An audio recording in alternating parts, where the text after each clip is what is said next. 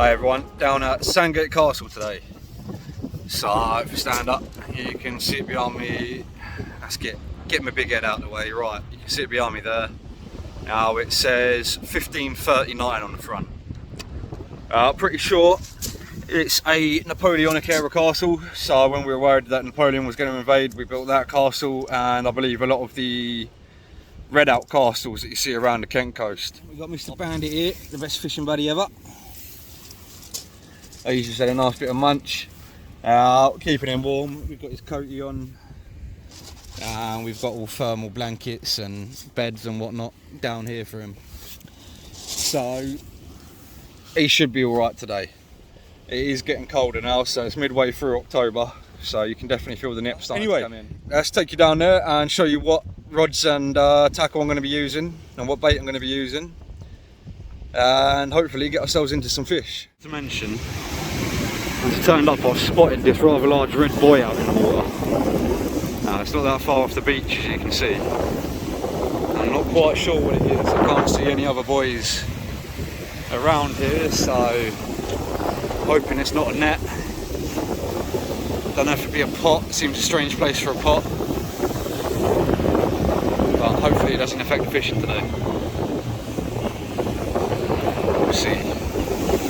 If I don't catch anything, I know what I'm blaming. So this is the setup we got going today. As per usual, I'm using my continental rod, Vercelli Enygma Furia, and at the moment I've just got my 13-foot beach caster set up, which is a Shakespeare Sigma. Both Penn reels on there. We got Penn Battle 3 over there, and we've got a Surfblaster 2 here. They're both loaded with 20-pound line and 16 to 60 tapered shock leaders. Now the wind has just picked up. Yesterday there was only a slight breeze, day before absolutely nothing. Now strange, the Met Office said it would be coming from the west, which would be that direction, but it is not. It is definitely coming from the southeast, which is that direction towards Dungeness. So yeah, Met Office is totally wrong on the wind direction. Anyway, on 13-footer for the moment, I have a running ledger. Let's try and get it in shot. So big swivel at the top, bit of main line, a bead, a weight clip, then another bead. Come on camera, focus it. There we go. So then it's just got another swivel at the end, and then it runs off the 25-pound line, and it comes down to Penn styly hooks. Let's get that back in focus. Yeah, so one hook down the bottom, one hook up the top. There's a whole squid on there, which I'm going to tie on with a bit of bait elastic in a second. And then just to start, on the Continental, I have a 3-flapper, size 1/0 hooks, and we've got black lugworm on them. Because of how rough it is, I'm going to be using 6-ounce weights. I failed to bring an extra little stand, but I might even set up my bass rod and just rest it on the stand in the middle. Can cause some problems doing that, but better to have it out than not. I'm sure I'm going to have a switch up throughout the time, so I think we've got about 4 hours till the high tide, and I might give it 2-3 hours after it, so I'm going to be out for about 7 hours. Hopefully with all this stirring up there'll be some fish come through. So let's get the baits out there and we'll see how we do. Alright guys, I think I'm going to have my first reel in on the Continental. Pretty sure I've seen the lines being moved to the left and it's giving it some bounces, so let's find out. Bandit, you stay back from them waves. Nope.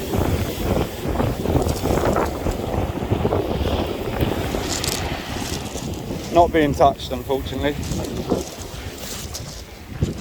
Now the worms are still pretty perfect on there. I'll just slide them back round a little bit.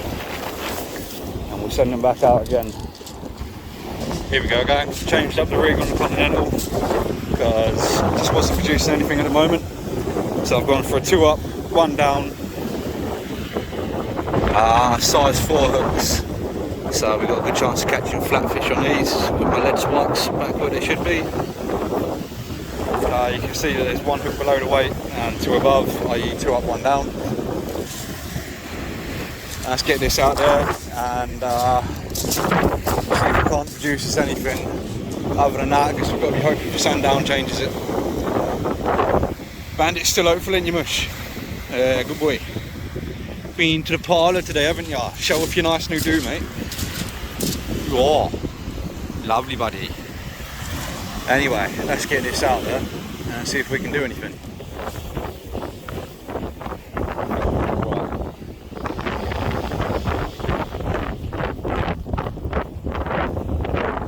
It definitely feels like a little bit of weight.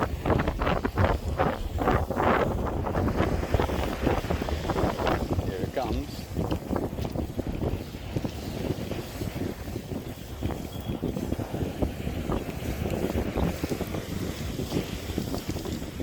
What are they? I think we got 2 bass. Happy days. Bandit, come back. Oh, there we go.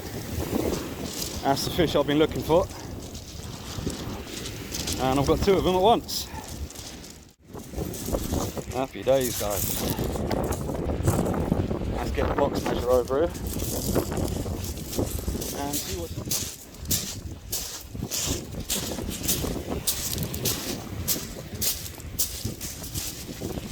From nothing to 2 bass, that's what it's all about. Have I got a deep hooker handy? I do.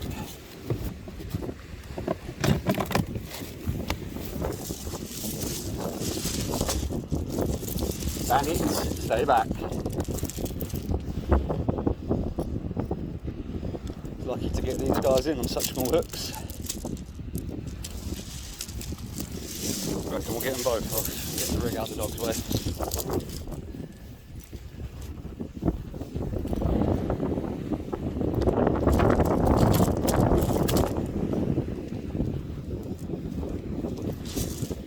Happy days.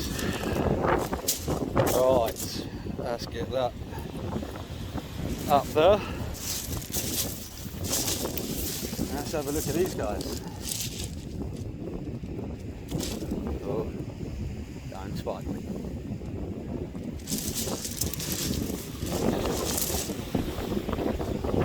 So this guy is just shy at 41 centimetres.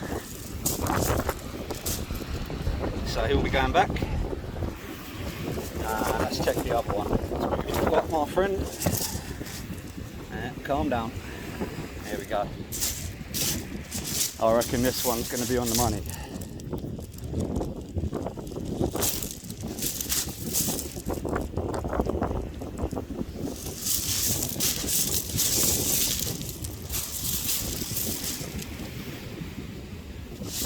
Just over 42 centimetres that one. It's a happy days. Well, let's get the little one back and we'll get baited up and get out there again.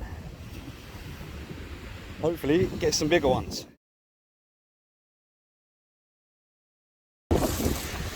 Right guys, inspired by that bass catch, I've decided to do a bit more work, so I've got a 3rd rod out. Got the bass rod out.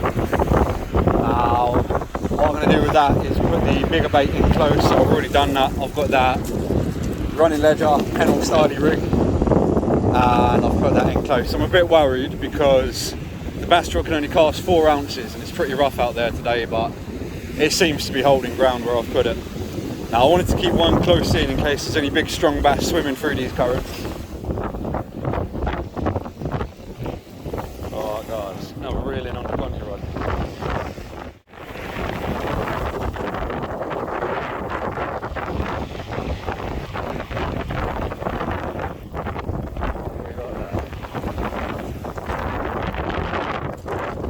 Dogfish and a sole. That's not bad going. Oh, one doggy and one decent soul.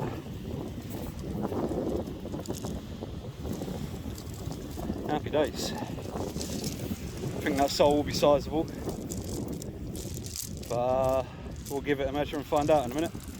Going to get a quick picture with them still on the hook and get the dogfish back in the sea for sure, and if the soul's big enough I think we'll keep him.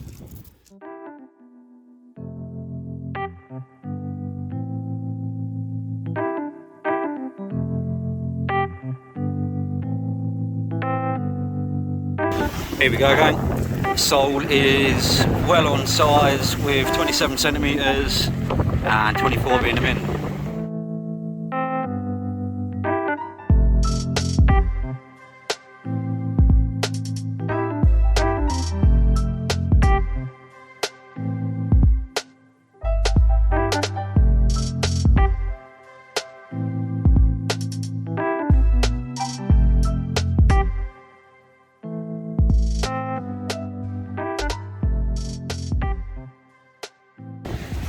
Oh guys, we're in the darkness now, it's just before 7. In the twilight, and I think I've seen a bite on the rod with a coup flapper rig on. So let's check it out.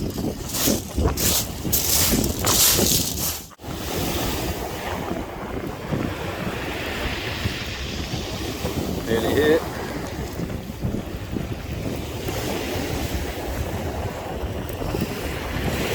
Bass. It is. There's at least one more bass anyway. Happy days. Here we go, gang. Looks a bit small for the table, but it's nice to be catching them. Just get my headlight off and here we go. Wish I had more bait, really. There we go, a little bass and a dogfish.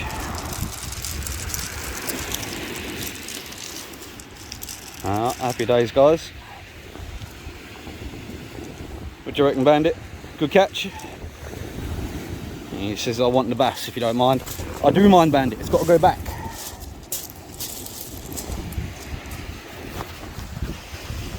I think I'm going to have to switch one of my rigs to a pulley pennel and send it out there, just because I haven't really got many worms left. I've only got 5 worms, so it's going to have to be. I've only got 3 squid though, so it's going to limit it soon if I don't catch a bait fish. Anyway, let's stop talking and get this bass back. Oh guys, just had a reel in on the Conti and we've got a different species on the line, as well as a nice little live bait size fish, nice little pouting for live bait, and a nice little scad. I mean, the scad could also be used as a live bait, but happy days, different species. Anyway, I'm happy with that. I'm going to waste no time, I'm going to get that pouting off and get him on as a live bait, so I'll bring you guys back soon.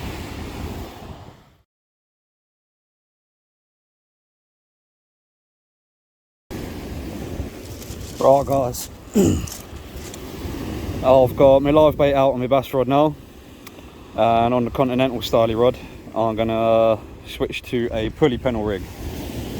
So you can see it's got the pulley bead up the top there. The main line of the rig runs through that down to a breakaway weight down here, 25-pound snood line and 2 hooks in line with each other. Now these are 3/0 hooks, so quite big. So once, twice, 3 times, stitching them on there. Once through that bit there, and then clipping an eyeball to get all the ink to leak out. Then we slide that top hook down and pierce it through the top of the squid there. And now I'm going to wrap that on there really well with some bait elastic, because I'm going to send it quite far. Here we go, going to make a loop with it, pass it through the loop and pinch it off. And now Bandit, out of the way, son. Good lad. We put that in the rod stand so we've got the lead swinging. Here it is. So here's the bait. There's the lead. So I'm going to walk out and pull that pulley bead level with both the main line and the bait. Now all I'm going to do is take that bottom hook and clip it onto the hook on the breakaway. When it hits the water, this impact shield will be forced up and it will come apart. But now as you can see, that's all one piece swinging together. Here we go, swing back to me. And that's nice and aerodynamic for the cast. Alright, let's get it out there. Here we go, guys. I've ripped 2 lugs in half. So I'm going to use 2 half a lug on my 2 flapper rig. Now that's because I'm basically out of bait. I have 1.5 worms or 3 little bits of worms left in my box. So I'll switch back to the 2 up, 1 down on the next cast. And I've got 1 more squid in there. Then the only thing I'm left with after that is the shad I kept in for bait. So it's going to be nearing the end of the session soon, but we can still string it out a little bit. Anyway, let's get these out there and hope for the best. Right gang, didn't film the reeling because I realised I was heavily buried. I thought that I'd made a mistake, but I think it's quite possible that this thornback ray here picked the bait up and moved off with it, and that's why I ended up buried. It probably took the bait and then swam towards the beach. Now I didn't see the take. Anyway, another one for the species list tonight, and this one is a female ray. You'll notice by the lack of tackle down there. This is a thornback ray, and you can see it's got some pretty lethal spikes all over it. Alright, here we go guys, I've got the ray off the hook. He was caught on the 2 flapper rod, by the way. He wasn't caught on the pennel rig with the whole squid on, which is surprising. He was caught on half a lugworm. It feels like I dropped something when I reeled in the Conti with the whole squid on. Now as we can see here, he is 41 centimetres from wingtip to wingtip, and the minimum size is 40 centimetres. So I could take him, but he's only 1 centimetre over, and I guess skate's not my favourite meat, and also this is a female, so this will be a breeder. So quick picture and we'll put it back and hopefully it makes it. What do you reckon, mate? You like it, don't you? Well done. Good job, eh, Bandit? I love these creatures, they're amazing. Anyway, time to send it on home.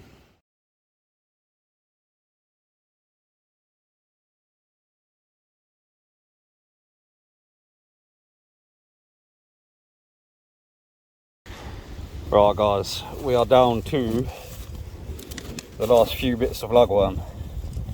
So uno, dos, there's the last bit, tres. That is all the worm that I have left. 3 bits of lugs, not even half a lug.